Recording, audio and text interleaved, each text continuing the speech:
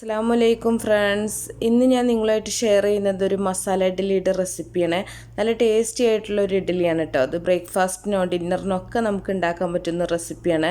അപ്പോൾ ഇതിന് നമുക്ക് അരി അരക്കേണ്ട ആവശ്യമില്ല, അതുപോലെ ഇഡ്ഡലി തട്ടിൻ്റെ ഒന്നും ആവശ്യമില്ല.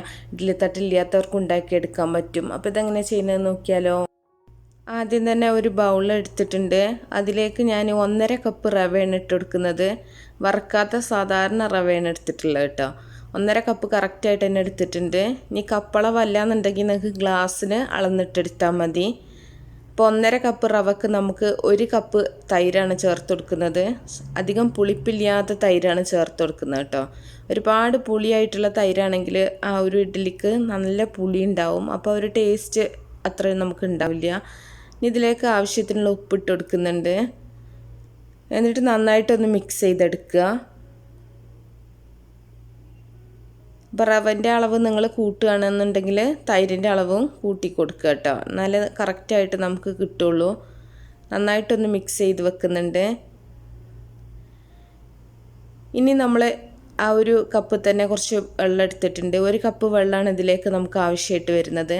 നമ്മൾ തൈര് എടുത്ത് ആ ഒരു കപ്പ് തന്നെയാണ് വെള്ളം എടുത്തിട്ടുള്ളത് കേട്ടോ. അതാണ് ആ ഒരു പാലിൻ്റെ ഒരു കളർ വന്നിട്ടുള്ളത്. അല്ലാണ്ട് പാലൊന്നുമല്ല ചേർക്കേണ്ടത്, സാധാരണ വെള്ളം തന്നെയാണ്.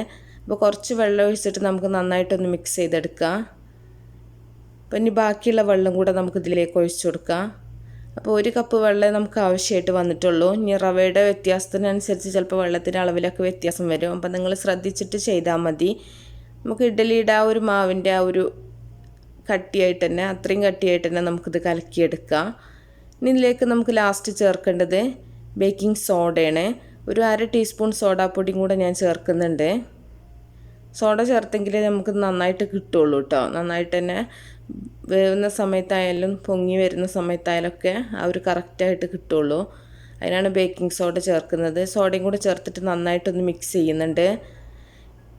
അപ്പോൾ നമ്മുടെ ഇഡ്ഡലിയുടെ ബാറ്റർ ഇവിടെ റെഡി ആയിട്ടുണ്ട്. അപ്പോൾ ഈ ഒരു തിക്നെസ്സിലാണ് നമ്മൾ കലക്കിയെടുത്തിട്ടുള്ളത്. ഇനി നമുക്കിത് അടച്ചു വെച്ചിട്ട് ഒരു 1/2 മണിക്കൂറെങ്കിലും നമുക്കിത് റെസ്റ്റ് ചെയ്യാനായിട്ട് മാറ്റി വെക്കണം. ഒരു 1/2 മണിക്കൂർ വെച്ചാൽ മതി കേട്ടോ. അതിൽ കൂടുതൽ വെക്കേണ്ട ആവശ്യമില്ല. ഇനി നമുക്ക് ഈ സമയം കൊണ്ട് ഇതിലേക്കുള്ള ഉരുളക്കിഴങ്ങ് മസാല റെഡിയാക്കി എടുക്കാം. ഒരു ചട്ടി അടുപ്പത്ത് വെച്ചിട്ട് കുറച്ച് വെളിച്ചെണ്ണ ഒഴിച്ചിട്ടുണ്ട്. വെളിച്ചെണ്ണ ഓയിലോ നിങ്ങളുടെ ഇഷ്ടത്തിനനുസരിച്ച് ഇട്ട് കൊടുക്കുക. ഇനി നമുക്ക് ഒരു 1/4 ടീസ്പൂൺ ചെറിയ ജീരകം ഞാനൊന്ന് പൊട്ടിച്ചെടുക്കുന്നുണ്ട്. ഇല്ലെങ്കിൽ കടുക് പൊട്ടിച്ചെടുത്താലും മതി കേട്ടോ. അതൊക്കെ ഓരോരുത്തരുടെ ടേസ്റ്റിനനുസരിച്ച് ചെയ്താൽ മതി. ഇനി ഇതിലേക്ക് ഒരു ഉള്ളി അരിഞ്ഞത് ഞാൻ ഇട്ടുകൊടുത്തിട്ടുണ്ട്. ഉള്ളി ചെറുതായിട്ടൊന്ന് വഴന്ന് വരുന്ന സമയത്ത് നമുക്കിതിലേക്ക് എരിവിന് ആവശ്യമായിട്ടുള്ള പച്ചമുളക് ഇട്ട് കൊടുക്കാം. പച്ചമുളക് നിങ്ങളുടെ എരിവിനനുസരിച്ചിട്ട് നിങ്ങൾക്ക് ചേർത്ത് കൊടുക്കാം. പിന്നെ കുറച്ച് മല്ലിയില അരിഞ്ഞതും കൂടെ ചേർത്ത് കൊടുക്കുന്നുണ്ട്. മസാല നിങ്ങൾക്ക് കൂടുതൽ വേണമെന്നുണ്ടെങ്കിൽ കൂടുതലായിട്ട് ഉണ്ടാക്കിയെടുക്കുക. ഞാനിപ്പോൾ അത്രയും ആ ഒരു മാവിലേക്കുള്ള ഒരു മസാല ഉണ്ടാക്കുന്നുള്ളൂ കേട്ടോ. അപ്പോൾ അത് കൂടുതൽ വേണമെന്നുണ്ടെങ്കിൽ നിങ്ങൾ കൂടുതലായിട്ട് ഉള്ളിയൊക്കെ എടുത്താൽ മതി. ചെറുതായിട്ടൊന്ന് വഴന്ന് വരുന്ന സമയത്ത് നമുക്ക് ഉപ്പിട്ട് പുഴുങ്ങി വെച്ചിട്ടുള്ള ഉരുളക്കിഴങ്ങാണത്. ഉരുളക്കിഴങ്ങ് ഞാനൊന്ന് പൊടിച്ചെടുത്തിട്ടുണ്ട്. അത് ഇതിലേക്ക് ചേർത്ത് കൊടുക്കുന്നുണ്ട്. ഞാനിവിടെ 2 ഉരുളക്കിഴങ്ങാണ് എടുത്തിട്ടുള്ളത്. ഒരു മീഡിയം സൈസിലുള്ള 2 ഉരുളക്കിഴങ്ങ് എടുത്തിട്ടുണ്ട്. അപ്പോൾ ഉരുളക്കിഴങ്ങിൽ ഞാൻ ഉപ്പിട്ടിട്ടാണ് ഇത് ബോയിൽ ചെയ്തിട്ടുള്ളത് കേട്ടോ. ഇല്ലയെന്നുണ്ടെങ്കിൽ ഈ സമയത്ത് നിങ്ങൾക്ക് ഉപ്പ് ചേർത്ത് കൊടുത്താൽ മതി. എന്നിട്ട് നമുക്ക് ഉരുളക്കിഴങ്ങ് കൂടെ ഇട്ടിട്ട് നന്നായിട്ടൊന്ന് മിക്സ് ചെയ്തെടുക്കാം. ഇതിൻ്റെ കൂടെ വേണമെങ്കിൽ നിങ്ങൾക്ക് ക്യാരറ്റോ ഗ്രീൻ പീസൊക്കെ ചേർത്ത് കൊടുക്കാം കേട്ടോ. ഇനി ഇതിലേക്കൊരു 1/4 ടീസ്പൂൺ മഞ്ഞൾപ്പൊടി ചേർക്കുന്നുണ്ട്. അതുപോലെ തന്നെ ഒരു 1/2 ടീസ്പൂൺ ഗരം മസാലയും കൂടെ ചേർക്കുന്നുണ്ട്. ഗരം മസാലയുടെ ഫ്ലേവറൊക്കെ നിങ്ങളുടെ ഇഷ്ടത്തിനനുസരിച്ച് നിങ്ങൾക്ക് കൂട്ടിയും കുറക്കുകയൊക്കെ ചെയ്യാം. എന്നിട്ട് നന്നായിട്ടൊന്ന് മിക്സ് ചെയ്തെടുക്കുന്നുണ്ട്. ഇനി ഇതിലേക്ക് മുളക് പൊടിയൊക്കെ ചേർക്കണമെന്നുണ്ടെങ്കിൽ അതും ചെയ്യാം കേട്ടോ, നിങ്ങളുടെ ഇഷ്ടത്തിനനുസരിച്ച്. ഞാനിതിലേക്ക് മുളക് പൊടിയൊന്നും ചേർക്കണില്ല. പച്ചമുളകിൻ്റെ ആ ഒരു എരിവ് മാത്രമേ ഉണ്ടാവുള്ളൂ. നന്നായിട്ട് മിക്സ് ചെയ്ത് വെച്ചിട്ടുണ്ട്. ഇത് ചൂടാറാനായിട്ട് മാറ്റി വെക്കാം നമുക്ക്. ഇനി ഇതുപോലെ ഞാൻ 2 സ്റ്റീലിൻ്റെ ഗ്ലാസ് എടുത്തിട്ടുണ്ട്. സ്റ്റീൽ ഗ്ലാസ്സോ അല്ലെങ്കിൽ നിങ്ങൾക്ക് സാധാരണ ഗ്ലാസ്സോ എടുക്കുക. നന്നായിട്ടൊന്ന് ഓയിലൊന്ന് ബ്രഷ് ചെയ്യുന്നുണ്ട്. നമ്മൾ ഇഡ്ഡലി ഉണ്ടാക്കി എടുക്കുന്ന സമയത്ത് നമുക്കത് റീമോൾഡ് ചെയ്യാൻ വേണ്ടി ഈസി ആയിരിക്കും കേട്ടോ, ഓയിൽ സ്പ്രെഡ് ചെയ്യുകയാണെങ്കിൽ. അപ്പോൾ നമ്മുടെ മാവ് ഇവിടെ ഒരു 1/2 മണിക്കൂർ കഴിഞ്ഞിട്ടുണ്ട്. അപ്പോൾ നന്നായിട്ട് തന്നെ പൊങ്ങി വന്നിട്ടുണ്ട് കേട്ടോ. നിങ്ങൾക്ക് കാണുന്നുണ്ടാവും നല്ല പതഞ്ഞിട്ടാണ് മാവിരിക്കുന്നത്. ഇനി നമുക്ക് ചൂടാറിയ ഉരുളക്കിഴങ്ങ് കൈ വെച്ചിട്ട് നന്നായിട്ടൊന്ന് മിക്സ് ചെയ്തിട്ട് കുറച്ച് വലിപ്പത്തിലായിട്ട് ഉരുളകളാക്കിയിട്ട് ഉരുട്ടിയെടുക്കുക. അപ്പോൾ നമ്മളെ ഇഷ്ടത്തിനനുസരിച്ച് നമുക്ക് ഉരുട്ടിയെടുക്കാം കേട്ടോ. ഞാനിപ്പോൾ ഈ ഒരു ഗ്ലാസിൻ്റെ ഏകദേശം വലിപ്പം നോക്കിയിട്ടാണ് ഇതുപോലെ ഉരുട്ടിയെടുത്തിട്ടുള്ളത്. ചെറിയ ഗ്ലാസ്സിലാണ് നിങ്ങൾ ചെയ്യുന്നതെന്നുണ്ടെങ്കിൽ അതിനനുസരിച്ചിട്ട് വലിപ്പത്തിലാക്കിയെടുക്കുക. എല്ലാം നമുക്കിതുപോലെ തന്നെ ചെയ്തെടുക്കാം. ഇനി നമുക്ക് ഓയിൽ ബ്രഷ് ചെയ്തിട്ടുള്ള ഗ്ലാസ്സിലേക്ക് നമ്മുടെ റവയുടെ ആ ഒരു മിക്സ് കുറച്ച് ഒഴിച്ചു കൊടുക്കുക. ഒരു അരഭാഗം വേണ്ട, ഒരു കാൽ ഭാഗത്തോളം നമുക്ക് ആ മാവ് ഒഴിച്ചു കൊടുക്കാം.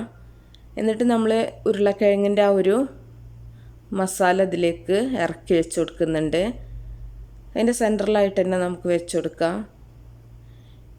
ഇനി അത് കവർ ചെയ്യുന്ന രീതിയിൽ ബാക്കിയുള്ള മാവും കൂടെ നമുക്ക് ഒഴിച്ചു കൊടുക്കാം.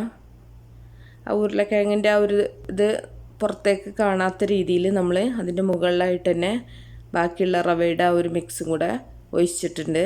അപ്പോൾ ഇത്രയും മതി. നമുക്ക് അടുത്ത ഗ്ലാസ് ഇതുപോലെ തന്നെ ഫില്ല് ചെയ്യാം. അപ്പോൾ അതൊക്കെ ഇപ്പം അതുപോലെ തന്നെ എത്ര വേണമെന്നൊക്കെ ഉള്ളത് നമ്മുടെ ഇഷ്ടത്തിനനുസരിച്ച് ചെയ്താൽ മതി. ഇത്രയും ഗ്ലാസ് നിറക്കണ്ടെന്നുണ്ടെങ്കിൽ ഒരു അര ഗ്ലാസ് ആക്കിയിട്ട് നിങ്ങൾക്ക് ചെയ്തെടുക്കാം. ഇനി നമുക്കിത് ഒരു കുക്കറിലാണ് ഞാനിപ്പോൾ സ്റ്റീം ചെയ്തെടുക്കുന്നത്. ഇഡ്ഡലി ചെമ്പിലായാലും മതി, അത് ഓരോരുത്തരുടെ സൗകര്യം പോലെ ചെയ്യാം. അപ്പോൾ നമുക്കിത് അടച്ചു വെച്ചിട്ട് സാധാരണ നമ്മൾ ഇഡ്ഡലിയൊക്കെ വേവിക്കുന്ന പോലെ തന്നെ അതിനേക്കാളും കുറച്ചൊരു 5 മിനിറ്റും കൂടെ നമുക്ക് ടൈം എക്സ്ട്രാ കൊടുക്കേണ്ടി വരും, കുറച്ച് കട്ടിയുള്ളതുകൊണ്ട് തന്നെ. അപ്പോൾ നമ്മുടെ ഇഡ്ഡലി ഇവിടെ റെഡി ആയിട്ടുണ്ട്. നന്നായിട്ട് തന്നെ നല്ല സോഫ്റ്റ് ആയിട്ടുള്ള ഇഡ്ഡലിയാണ് കേട്ടോ. അത് ചൂടാറിയതിന് ശേഷം നമുക്കിത് പുറത്തേക്ക് എടുത്തിട്ട് ഇത് റീമോൾഡ് ചെയ്തെടുക്കാം. ചൂടോട് കൂടി തന്നെ നമ്മൾ ഗ്ലാസ്സിന് അടർത്തി എടുക്കുകയാണെങ്കിൽ പൊട്ടിപ്പോവും. അപ്പോൾ ചൂടാറിയതിന് ശേഷം നമുക്ക് ഇതുപോലെ നന്നായിട്ട് തന്നെ കിട്ടും. എവിടെ ഒട്ടിപ്പിടിക്കാതെ തന്നെ നല്ല പെർഫെക്റ്റ് ആയിട്ട് കിട്ടും. ഇതിപ്പോൾ ശരിക്കും ചൂടാറിയിട്ടില്ല കേട്ടോ, എപ്പോഴും നല്ല ചൂടുണ്ട്. അപ്പോൾ നല്ല ചൂടാറിയതിന് ശേഷം മാത്രം എടുത്താൽ മതി. ഞാനിത് വീഡിയോ ഒക്കെ കാണിക്കാൻ വേണ്ടിയിട്ട് കുറച്ചും കൂടെ ചൂടാറാനതിന് മുമ്പ് എടുത്താണ്. അപ്പോൾ നമ്മുടെ ഫസ്റ്റത്തെ 2 ഇഡ്ഡലി റെഡി ആയിട്ടുണ്ട്. ഇനി ബാക്കിയുള്ള മാവും നമുക്കിതുപോലെ തന്നെ നന്നായിട്ട് സ്റ്റീം ചെയ്തെടുക്കാം. വളരെ ഈസി ആയിട്ടുള്ള റെസിപ്പിയാണ് കേട്ടോ. നല്ല ടേസ്റ്റുമാണ് ഇത് കഴിക്കാനായിട്ട്. ഇത് സാധാരണ ഇതുപോലെ വേണമെങ്കിൽ കഴിക്കാം, ഇല്ലെങ്കിൽ നിങ്ങൾക്ക് ചട്നിയുടെ കൂടെ കഴിക്കാനും നല്ല ടേസ്റ്റാണ്. അപ്പോൾ എല്ലാവരും ഉണ്ടാക്കി നോക്കുക. ഇതുപോലെ ഏത് ഷേപ്പിൽ വേണമെങ്കിലും നിങ്ങൾക്ക് ഇത് കട്ട് ചെയ്തെടുക്കാം. അപ്പോൾ ബാക്കിയുള്ള മാവും നമുക്കിതുപോലെ തന്നെ ചുട്ടെടുക്കാം.